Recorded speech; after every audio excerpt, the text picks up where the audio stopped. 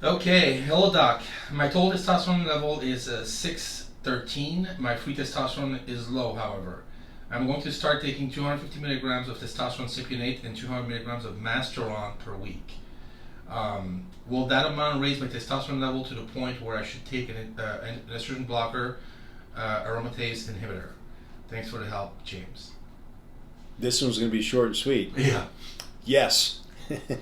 I mean, if you're taking that much, like I said earlier, if you're taking that much testosterone, you're going to be a very rare bird that doesn't need something to block the conversion of what the body's going to consider excess testosterone into, excess estrogen. So that one's an easy one. You mentioned something about taking Masteron as well, right? Yeah. And first of all, I guess as a side note, free testosterone, he says it's low.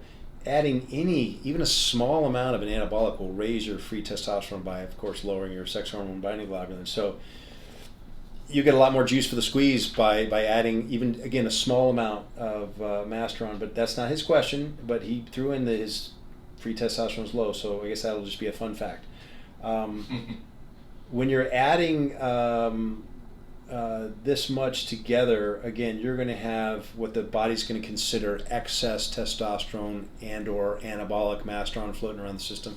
So you're definitely going to get some conversion. Obviously, how much a Nastrozole, or if he wants to use a serum, I can't tell you right off the bat, and that's why you want to use labs to make sure it's dialed in. Although, again, another fun fact, remember, it's a lot harder to use a serum, a blocker rather than an aromatase inhibitor, because with the aromatase inhibition, we can see, okay, what is the actual amount of estrogen floating around the system? We see what's been converted, and we can say, okay, great, this is the amount of aromatase we need, and everything's where we want it. With an estrogen blocker, we're going to measure how much estrogen is in the system. It could be off the charts, it could be low, or lower than off the charts, but we don't know if it's governed properly except clinically speaking. So it's really kind of wide open, and people can have high estrogen and they don't necessarily develop gynecomastia. They may be working on that prostate cancer gene without any knowledge of it for 20 years. You follow me? Where the levels could be high, but we're only blocking the receptors. So how well we're doing that is kind of much more, not kind of, definitely much more guesswork. So the preference would be to use an aromatase inhibitor so we can be very precise about our estrogen, as opposed to guessing just based on signs and symptoms of excess, which don't always express themselves. Okay?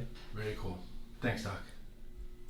All right, doc. Go ahead. Number 7 says, hi, I'm a 36-year-old, 97 kilogram. Doesn't say male or female. Last year I took Ostarine MK-2866 for 3 days, and it has dropped my testosterone very low, that up until now they were not able to come back to normal. My current endocrinologist says I'm looking at possibility of TRT. I've attached a doc with what I have done so far and the blood tests I have done so far. I have used some anastrozole and tamoxifen, which was able to get my levels up, but when I stopped using it, my levels dropped to very low levels again. Also, what is strange, when I stopped using the SARM, my levels were coming up naturally, but then at some stage just started dropping for some unknown reason. So my question is, will my levels come back naturally? Why did they start dropping during the initial coming up? And are there any other options considering my blood test data that I attached to this email? Your advice will be greatly appreciated. Kind regards, SRDGAN. I'm not going to try to pronounce that. Sorry.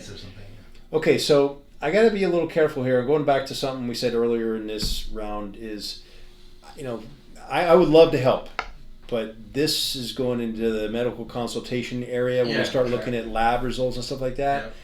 Yeah. So I'm not going to look at those, or I'm going to address those very loosely, not specifically, because it's really better not to cross any lines. I may be thinking I'm covering all the areas, but something gets misconstrued or left out, and I do more harm than good. So, in general, the SARMs are going to act just like a testosterone replacement or an anabolic steroid. And they're going to result in your body's producing less of its own endogenous testosterone. That's going to happen, period. Along with the SARMs also, you'll see similar effects as you would with anabolic steroids, where your HDL will drop, your LDL will rise, and liver enzymes might increase. So again, just like with the anabolic steroids, although I would say with lesser benefit, you're going to have some of these issues. I will add too, Ostarine is not my favorite, without getting too specific. An associate of mine at the time and I were asked to help evaluate Ostarine with certain volunteers, and of course they were looking for a thumbs up. The study was subsidized, et cetera, et cetera.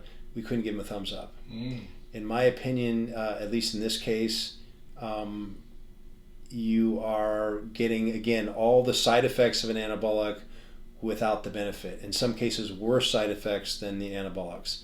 Wow. It is an oral, so you're dealing with an oral application here. Anyway, just not my favorite. SARMs in general, but also Ostarine in particular. You're going to have some rebound.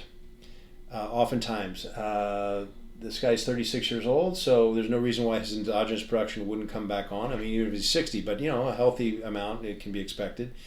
And your body oftentimes will do this as it finally finds its way to a level, new baseline or old baseline, depending upon how long you've been doing this stuff. So it's normal to see some fluctuations.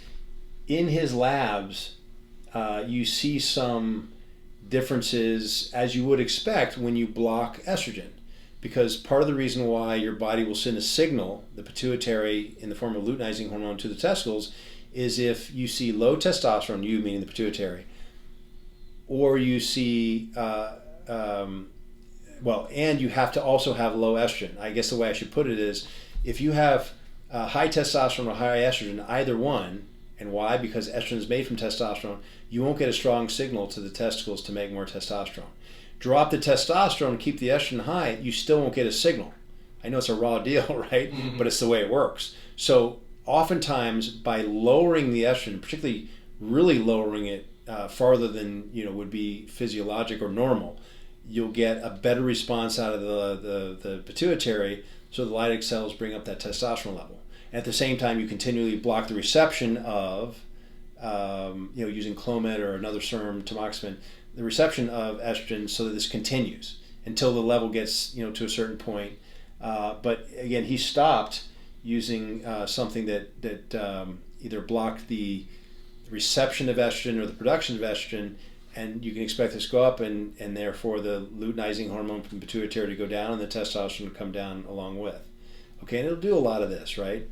So that's normal. Again, doesn't make him feel any better, except maybe to know that that's normal. There's nothing particular about his case that's right off to see the fluctuations. What I would suggest, particularly because at age 36, by definition is 35, you're going to start seeing your hormones start to drop, right? Mm-hmm. Your testosterone. Maybe look into treating it as a not replacement therapy per se, but hypogonadism, low testosterone, and just stay on the SERM, again, not to be confused with SARM, selective estrogen receptor modulator, right? Estrogen blocker, we call them. And just see if he feels better, and continue to use that as long as he can until he comes to a point where, okay, that's not working anymore, and you'll have to use something else, either something stronger, if you will. If the pituitary doesn't send a strong enough signal, you could add or use HCG, add it to the protocol. And at some point when that doesn't work, then go to frank testosterone replacement therapy. So your levels are coming back naturally, or really not natural at all, because you're using Clomid. So I guess if that's what he's asking, they'll come up to whatever is natural, but it may not be satisfactory to you. Right. And then if not, then natural can be interpreted as endogenous production. That's the way I'm presenting it. Ride that for as long as you're willing to, using something that again blocks the estrogen reception or the production, and then we covered all the other options would be testosterone replacement therapy. That's it. Okay. Very cool. Thanks, Doc.